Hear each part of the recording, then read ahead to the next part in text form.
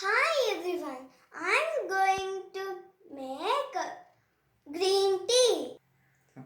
Ingredients are 2 tumbler water, sugar, green tea leaves. Take the vessel and keep here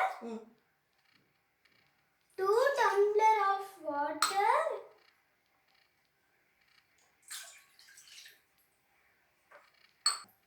Switch on the induction.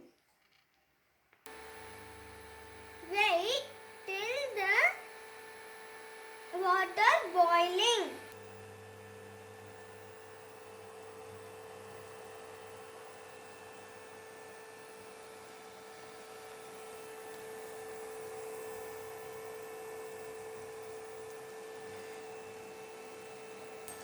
Add the green tea leaves. Close the whistle for 2 minutes. Now filter the green tea. Add sugar. Mix well. Now green tea